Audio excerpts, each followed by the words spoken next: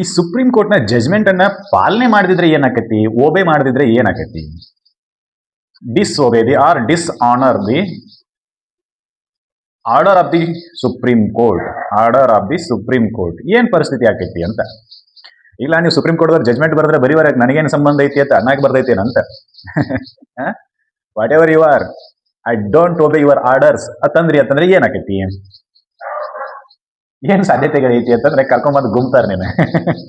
ಏನು, you shall comply with order of the Supreme Court, there is no other way other than follow the orders.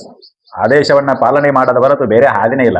ಇಲ್ಲ sir ನಾನು ಪಾಲನೆ ಮಾಡೋದಿಲ್ಲ ಅಂತಂದ್ರೆ ಅದು ನ್ಯಾಯಾಂಗ ನಿಂದನೆಗೆ ಹಾದಿ ಮಾಡಿಕೊಡ್ತೈತಿ. It is pay the way to the contempt of the court. ನ್ಯಾಯಾಂಗ ನಿಂದನೆಗೆ ಹಾದಿ ಮಾಡಿಕೊಡ್ತೈತಿ. ಸರ್ ಇದನ್ನ ಎಲ್ಲಿ ಬರ್ದಾರ್ರಿ? ಇದನ್ನ ಬರ್ದಾರ್ರಿ ಸಾಹೇಬ್ರಿ. ಎಲ್ಲಿ ಬರ್ದಾರ್ರಿ ಅಂತಂದ್ರೆ ಸಂವಿಧಾನದ ಕಲಮ 129ರಲ್ಲಿ ಬರ್ದಾರೆ. ಏನಂತೇಳಿ ಬರ್ದಾರೆ? ಸುಪ್ರೀಂ ಕೋರ್ಟ್ನ ಆದೇಶಗಳು, ಡಿಕ್ರಿಗಳು, ಜಜ್ಮೆಂಟ್ಗಳು ಥ್ರೂಔಟ್ ಇಂಡಿಯಾದ ಎಲ್ಲ ಭಾಗಗಳಲ್ಲಿಯೂ ಕೂಡ ಪ್ರಿವೇಲ್ ಆಗ್ತವೆ. ಅವುಗಳನ್ನ ಟೆಸ್ಟಿಮೋನಿ ತರ ನೀವು ಯೂಸ್ ಮಾಡಬಹುದು, ಪುರಾವೆಗಳ ತರ. ಟೆಸ್ಟಿಮೋನಿ ಅದನ್ನ ಈ ಜುಡಿಷಿಯಲ್ ಲ್ಯಾಂಗ್ವೇಜ್ ಒಳಗೆ ಸೈಟೇಷನ್ ಅಂತ ಕರಿತೀವಿ. ಸೈಟೇಷನ್ ಏನಪ್ಪಾ ಅಂತಂದ್ರೆ ಸರ್ ನೋಡ್ರಿ, ನಿಮ್ ಮುಂದೊಂದು ಈಗೇನು ಸದ್ಯಕ್ಕೆ ನಿಮ್ ಕೈ ಒಳಗೆ ಕೇಸ್ ಐತಲ್ಲ, ಈ ಕೇಸು ಹಿಂದೊಂದ್ಸಲ ಸುಪ್ರೀಂ ಕೋರ್ಟ್ ಮುಂದೆ ಬಂದಿತ್ತು. ಸುಪ್ರೀಂ ಕೋರ್ಟ್ ದವರು ಅದರಲ್ಲಿ ಈ ರೀತಿ ಜಜ್ಮೆಂಟ್ ಮಾಡಿದ್ದಾರೆ. ಅದಕ್ಕೆ ನೀವು ಕೂಡ ಕೇಸು ಸೇಮ್ ಟು ಸೇಮ್ ಅಲ್ಲಿ ಹಂಗೇನೆ ಇರೋದ್ರಿಂದ ನೀವು ಕೂಡ ಅದೇ ಜಜ್ಮೆಂಟ್ ಅನ್ನ ಬರಿಬೇಕು, ಅದೇ ರೀತಿ ಜಜ್ಮೆಂಟ್ ಅನ್ನ ಬರಿಬೇಕು ಅಂತ ಹೇಳಿ ಹೇಳ್ತಾರೆ. ಅದನ್ನ ಸೈಟೇಷನ್ ಅಂತ ಕರಿತೀವಿ. ಹೌದಾ? ಏನು ಸಾಕ್ಷಿಯತೆ ಕೇಳಿದ್ರೆ ಸುಪ್ರೀಂ ಕೋರ್ಟ್ ದವರ ಜಜ್ಮೆಂಟ್ ನೇ ಸಾಕ್ಷಿ. ಅದನ್ನ ಏನಂತ ಕರಿತೀವಿ ಅಂತಂದ್ರೆ ಟೆಸ್ಟಿಮೋನಿ ತರ ಯೂಸ್ ಮಾಡಬಹುದು ಅಂತ ಹೇಳಿ ಕರಿತೀವಿ. Testimony. The Supreme Court judgments are the testimony to the all lower courts to write a judgment according to that. ಸಿಮಿಲಾರಿಟಿಗಳು ಇದ್ವು ಅಂತಂದ್ರೆ ಬಹಳ ತಲೆ ಕೆಡಿಸ್ಕೊಳಕ್ ಹೋಗೋದಿಲ್ಲ. ಸುಪ್ರೀಂ ಕೋರ್ಟ್ ದವ್ರು ಏನ್ ಹೇಳ್ಯಾರ ಅದೇ ರೀತಿ ನಾವು ಜಜ್ಮೆಂಟ್ ಬರೆದು ಬಿಡ್ಬೇಕು ಅಷ್ಟೇ. ಹೌದಾ? ಅಂದ್ರೆ ಸುಪ್ರೀಂ ಕೋರ್ಟ್ನ ಆದೇಶಗಳು, ಸುಪ್ರೀಂ ಕೋರ್ಟ್ನ ಡಿಕ್ರಿಗಳು, ಸುಪ್ರೀಂ ಕೋರ್ಟ್ನ ಜಜ್ಮೆಂಟ್ಗಳು, ತೀರ್ಪುಗಳು ಎಲ್ಲವೂ ಭಾರತದ ತುಂಬೆಲ್ಲ ನಡೀತವೆ. ಇದನ್ನ ನಾವೇನಂತ ಕರಿತೀವಿ ಅಂತಂದ್ರೆ ಇದನ್ನ ಎಲ್ಲವನ್ನೂ ರೆಕಾರ್ಡ್ ತರ ನೋಡೋದ್ರಿಂದ, ರೆಕಾರ್ಡ್ ತರ ಬಳಕೆ ಆಗೋದ್ರಿಂದ ಇದನ್ನ ಸುಪ್ರೀಂ ಕೋರ್ಟ್ನ ಕೋರ್ಟ್ ಆಫ್ ರೆಕಾರ್ಡ್ಸ್ ಅಂತಲೂ ಕೂಡ ಕರೀತಾರೆ. Court of records. ಸುಪ್ರೀಂ ಕೋರ್ಟ್ನ ಕೋರ್ಟ್ ಆಫ್ ರೆಕಾರ್ಡ್ ಅಂತ ಹೇಳಿ ಯಾಕೆ ಕರೀತಾರೋ ಅಂತಂದ್ರೆ ಅದು ತಾನು ಮಾಡಿದ ಆದೇಶಗಳೆಲ್ಲವೂ ಕೂಡ ಇಡೀ ಭಾರತದ ತುಂಬಾ ಪ್ರಚಾರಕ್ಕೆ ಬರಲಿ ಅಂತ ಹೇಳಿ ಅದು ಆದೇಶ ಮಾಡ್ತೈತೆ. ಅದನ್ನ ಕೆಳವರ್ಗದ ನ್ಯಾಯಾಲಯಗಳಲ್ಲಿ, ಕೆಳ ನ್ಯಾಯಾಲಯಗಳಲ್ಲಿ ಅವುಗಳನ್ನ ನಾವು ಹೇಳ್ಬಹುದು. ಏನಂತೇಳಿ, ಸಾಹೇಬ್ರೆ ಇಂಥದ್ರಲ್ಲಿ ಸುಪ್ರೀಂ ಕೋರ್ಟ್ ಈ ರೀತಿ ಡಿಗ್ರಿ ಮಾಡ್ಯದ ಇಂತಹ ಪ್ರಕರಣಗಳಲ್ಲಿ, ಅದಕ್ಕೆ ನೀವೇನ್ ಮಾಡ್ರಿ ಅಂತಂದ್ರೆ ಇದು ಕೂಡ ಸೇಮ್ ಟು ಸೇಮ್ ಅದೇ ಪ್ರಕರಣದಂತಿದೆ. ನೀವೇನ್ ಮಾಡಬೇಕು ಅಂತಂದ್ರೆ ಸುಪ್ರೀಂ ಕೋರ್ಟ್ ಅವ್ರು ಏನ್ ಜಜ್ಮೆಂಟ್ ಬರ್ದಾರಲ್ಲ ಅದೇ ಜಜ್ಮೆಂಟ್ ಅನ್ನ ಬರೀರಿ ಅಂತ ಹೇಳ್ತಾರೆ. There is an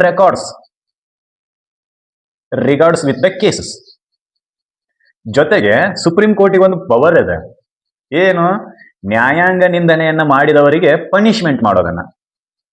who has attempt a contempt of court, then Supreme Court shall punish them. It is in power of the Supreme Court to punish the person who has attempted to contempt a court. ಯಾರು ನ್ಯಾಯಾಂಗದ ನಿಂದನೆಯನ್ನ ಮಾಡಿರ್ತಾರೋ ಆ ವ್ಯಕ್ತಿಯನ್ನ ಶಿಕ್ಷೆಗೆ ಗುರಿಪಡಿಸುವ ಅಧಿಕಾರ supreme ಕೋರ್ಟಿಗೆ ಐತಿ. ಅಂದ್ರೆ ನ್ಯಾಯಾಂಗದ ಸಮಗ್ರತೆಯನ್ನ ಕಾಯ್ದುಕೊಳ್ಳುವ, ನ್ಯಾಯಾಂಗದ ಪ್ರತಿಷ್ಠೆಯನ್ನ ಕಾಯ್ದುಕೊಳ್ಳುವ ಅಧಿಕಾರ ಸುಪ್ರೀಂ ಕೋರ್ಟಿಗಿದೆ. ಇದು ನಮಗೆ ಗೊತ್ತಿರಬೇಕು. ಈ ರೀಸೆಂಟ್ ಆಗಿ ಒಂದು ಘಟನೆ ನಡೀತು. ಏನಂತ? NCERT ಒಳಗ ಲೋವರ್ ನ್ಯಾಯಾಂಗದಲ್ಲಿ ಕರಪ್ಷನ್ ಐತಿ ಅಂತೇಳಿ ಒಂದು ಸೆಂಟೆನ್ಸ್ ಅನ್ನ ಬರ್ದಿದ್ರು. There is an corruption in judiciary ಅಂತೇಳಿ NCERT ದವರು ಪಬ್ಲಿಷ್ ಮಾಡಿದ್ರು. ಆವಾಗ ಸೋಮೋಟೋ ಸುಪ್ರೀಂ ಕೋರ್ಟ್ ದವರು ಸೆಂಟ್ರಲ್ ಗವರ್ಮೆಂಟ್ ಗೆ ಡೈರೆಕ್ಷನ್ ಮಾಡಿದ್ರು. ಎಲ್ಲೈತಿ corruption? You have a proof, then you shall come to court, we shall trial that and further we pass an order on that words, otherwise you cannot inserted that words in the NCERT books.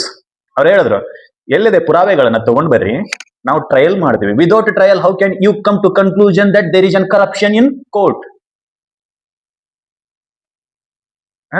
ಯಾವುದೇ ರೀತಿಯಾಗಿರ್ತಕ್ಕಂಥ ವಿಚಾರಣೆ ಇಲ್ಲದೆ ನೀವು ನ್ಯಾಯಾಂಗದಲ್ಲಿ ಭ್ರಷ್ಟಾಚಾರ ಐತಿ ಅಂತೇಳಿ ಹೆಂಗ್ ಬಂದ್ರಿ, ತೀರ್ಮಾನಕ್ಕೆ ಹೆಂಗ್ ಬಂದ್ರಿ ಅಂತೇಳಿ ಕೇಳಿದ್ರು. ಅವಾಗ ಸೆಂಟ್ರಲ್ ಗವರ್ಮೆಂಟ್ ದವ್ರು ಏನ್ ಮಾಡಿದ್ರು ಅಂತಂದ್ರೆ ಬೇಡ ಬೇಡ ಇದ್ರ ಸುದ್ದಿನ ಬೇಡ ಅಂತ ಅವಾರ್ಡ್ಸ್ ಅನ್ನ ತೆಗೆದು ಹೋದ್ರು. There is no corruption in judiciary ಅಂತ ಹೇಳಿ. ಇಲ್ಲ ನೀವು ಬರೀರಿ ಬೇಡ ಅಂತಲ್ಲ. Supreme court is said in several judgments that the constructive criticism is accepted by the court. ನಿಮ್ಮ ನಿಂದನೆ ಸಕಾರಾತ್ಮಕವಾಗಿತ್ತು ಅಂತಂದ್ರೆ ಅದನ್ನ ನಾವು ಪರಿಗಣನೆ ಮಾಡ್ತೀವಿ, ತಗೊಳ್ತೀವಿ. Yes, it is an process. ಈ ರೀತಿ ಇದೆ ಅಂತಂದ್ರೆ ನಾವು ಅದನ್ನ ರಿಕಗ್ನೈಸ್ ಮಾಡ್ತೀವಿ, ಪರಿಗಣನೆ ಮಾಡ್ತೀವಿ. ಅದೆಲ್ಲ ಬಿಟ್ಬಿಟ್ಟು ನಿಮ್ಮ ಮನಸ್ಸಿಗೆ ಬಂದಂಗೆ ನೀವು ಬರೋದ್ರಿ ಅಂತಂದ್ರೆ ವಿ ಕೆನಾಟ್ ಟಾಲರೇಟ್ ದಟ್ ಅಂತಂದ್ರು ಅವ್ರು. ನಾವು ಇದನ್ನ ಸಹಿಸ್ಕೊಳಕ್ ಸಾಧ್ಯನೇ ಇಲ್ಲ ಅಂತ. ಅದಕ್ಕೆ ಆರ್ಟಿಕಲ್ 129 ಏನ್ ಮಾಡ್ತು ಅಂತಂದ್ರೆ ಸುಪ್ರೀಂ ಕೋರ್ಟಿಗೆ ಪವರ್ ಅನ್ನ ಕೊಟ್ಟು ಏನಂತೇಳಿ, ನಮ್ಮ ಸುಪ್ರೀಂ ಕೋರ್ಟ್ ರೆಕಾರ್ಡ್ ಕೋರ್ಟ್ ಆಗಿ ಕೆಲಸನೂ ಮಾಡ್ತೈತಿ, ಜೊತೆಗೆ ನ್ಯಾಯಾಂಗ ನಿಂದನೆ ಮಾಡಿದವರಿಗೆ ಶಿಕ್ಷೆಯನ್ನು ಕೊಡ್ತೈತಿ. ಸರ್, ನ್ಯಾಯಾಂಗ ನಿಂದನೆಯಲ್ಲಿ ಎಷ್ಟು ವಿಧ? ಹೌದು, ಮತ್ತೆ there is an 2 types of the contempt of court. One is civil type, other one is criminal type. ಒಂದು ದಿವಾನಿ, ಇನ್ನೊಂದು ಕ್ರಿಮಿನಲ್. 2 ರೀತಿಯ ನ್ಯಾಯಾಂಗ ನಿಂದನೆಗಳಿದಾವೆ. ಒಂದು ಸಿವಿಲ್ ನ್ಯಾಯಾಂಗ ನಿಂದನೆ, ಇನ್ನೊಂದು ಕ್ರಿಮಿನಲ್ ನ್ಯಾಯಾಂಗ ನಿಂದನೆ. ಸರ್, ಇದ್ರ ಬಗ್ಗೆ ಎಲ್ಲಿ ಹೇಳ್ಯಾರ್ರಿ ಅಂತಂದ್ರೆ ಇದಕ್ಕಾಗಿನೇ ಒಂದು ಸಪರೇಟ್ ಕಾಯ್ದೆಯನ್ನ ತಗೊಂಡ್ಬಂದ್ರು. ಆ ಕಾಯ್ದೆ ಹೆಸರು ಕಂಟೆಂಪ್ಟ್ ಆಫ್ ಕೋರ್ಟ್ ಆಕ್ಟ್ 1971 ಅಂತೇಳಿ. ಕಂಟೆಂಪ್ಟ್ ಆಫ್ ಕೋರ್ಟ್ ಆಕ್ಟ್ 1971 ಅಂತೇಳಿ ಈ ಕಾಯ್ದೆಯನ್ನ ತಗೊಂಡ್ಬಂದ್ರು. ಈ ಕಾಯ್ದೆಯಲ್ಲಿ ಬರೀತಾರೆ ಏನಂತೇಳಿ, there is an civil contempt of court and criminal contempt of court.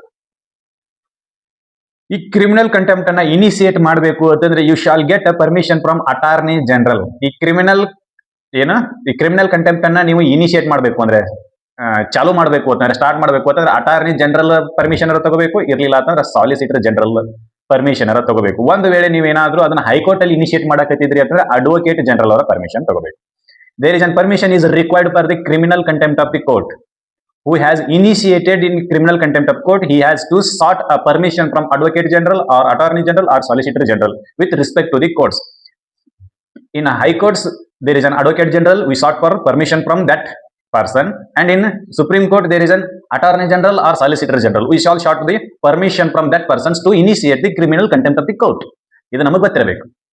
ಏನು ಕ್ರಿಮಿನಲ್ ಪ್ರೊಸೀಜರ್ ಅನ್ನ, ಕ್ರಿಮಿನಲ್ ಕಂಟೆಂಪ್ಟ್ ಆಫ್ ಕೋರ್ಟ್ ನ, ಕ್ರಿಮಿನಲ್ ವಿಧದ ನ್ಯಾಯಾಂಗ ನಿಂದನೆಯನ್ನ ನಾವು ಸ್ಟಾರ್ಟ್ ಮಾಡಬೇಕು ಅಂತಂದ್ರೆ ಸುಪ್ರೀಂ ಕೋರ್ಟ್ಗೆ ಸಂಬಂಧಪಟ್ಟಂತೆ ಅಟಾರ್ನಿ ಜನರಲ್ ಅಥವಾ ಸಾಲಿಸಿಟರ್ ಜನರಲ್ ಅವರ ಪರ್ಮಿಷನ್ ಬೇಕು. ಹೈಕೋರ್ಟ್ಗೆ ಸಂಬಂಧಪಟ್ಟಂತೆ ಅಡ್ವೊಕೇಟ್ ಜನರಲ್ ಅವರ ಪರ್ಮಿಷನ್ ಬೇಕು. ಇನ್ನ ಸಿವಿಲ್ ಪ್ರೊಸೀಜರ್ ಯಾರು ಪರ್ಮಿಷನ್ ಬೇಕು ಅಂತಂದ್ರೆ there is need not necessary to get a permission. ಸಿವಿಲ್ಗೆ ಸಂಬಂಧಿಸಿದಂತೆ ಯಾರ ಅನುಮತಿ ಅವಶ್ಯಕತೆ ಇಲ್ಲ. ಯಾಕಂದ್ರೆ ಸಿವಿಲ್ ಕೇಸ್ಗಳು ಸರ್ಕಾರ ಮತ್ತು ವ್ಯಕ್ತಿಗಳ ನಡುವೆ ಇರುವುದಿಲ್ಲ.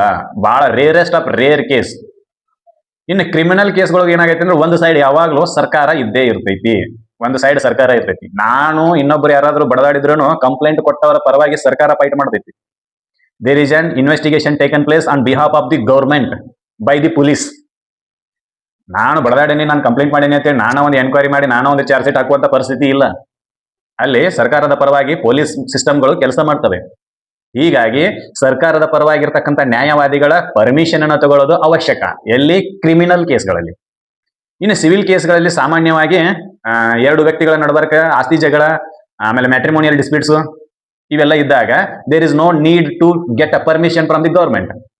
ಅದಕ್ಕೆ ಏನ್ ಮಾಡ್ತಾರೋ ಅಂತಂದ್ರೆ ಸಿವಿಲ್ ಪ್ರೊಸೀಜರ್ ಅನ್ನ ಇಂಡಿವಿಜುವಲ್ ವ್ಯಕ್ತಿಗಳು ಯಾರ ಅನುಮತಿಯೂ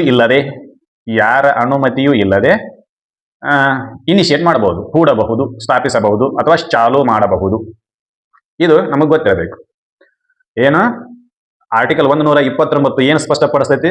there is an article 129 in Indian constitution. It clarifies that. ಏನ್ ಕ್ಲಾರಿಫೈ ಮಾಡ್ತೈತಿ, ಸ್ಪಷ್ಟಪಡಿಸ್ತೈತಿ ಅಂತಂದ್ರೆ ಸುಪ್ರೀಂ ಕೋರ್ಟ್ ರೆಕಾರ್ಡ್ಗಳ ಕೋರ್ಟ್ ಆಗಿ ಕೆಲಸ ಮಾಡ್ತೈತಿ. ಆ ರೆಕಾರ್ಡ್ಗಳನ್ನ ಪುರಾವೆಗಳ ತರ ನಾವು ಬಳಕೆ ಮಾಡಬಹುದು. ರೆಕಾರ್ಡ್ ಕೋರ್ಟ್ ಆಗಿ ಕೆಲಸ ಮಾಡ್ತೈತಿ. ಆ ರೆಕಾರ್ಡ್ಗಳನ್ನು ನಾವು ಪುರಾವೆಗಳ ತರ ಬಳಕೆ ಮಾಡಬಹುದು. ಜೊತೆಗೆ ಅದರ ಆದೇಶವನ್ನು ಉಲ್ಲಂಘಿಸಿದವರನ್ನ ಶಿಕ್ಷಿಸುವ ಅಧಿಕಾರವನ್ನು ಕೂಡ ಆರ್ಟಿಕಲ್ 129 ಸುಪ್ರೀಂ ಕೋರ್ಟ್ಗೆ ಕೊಡ್ತೈತಿ ಅನ್ನೋದನ್ನ ಸ್ಪಷ್ಟವಾಗಿ ನಾವು ತಿಳ್ಕೋಬೇಕು. ಇದಿಷ್ಟೇ ಆರ್ಟಿಕಲ್ 129 ಬಗ್ಗೆ. There is no other matters in article 129. ಒಂದು ವಿಷಯ ಸ್ಪಷ್ಟ ಆಗ್ತೈತಿ. ಏನು? ಆರ್ಟಿಕಲ್ 129 ಸುಪ್ರೀಂ ಕೋರ್ಟ್ ರೆಕಾರ್ಡ್ಗಳ ಕೋರ್ಟ್ ಆಗಿ ಕಾರ್ಯನಿರ್ವಹಿಸ್ತೈತಿ.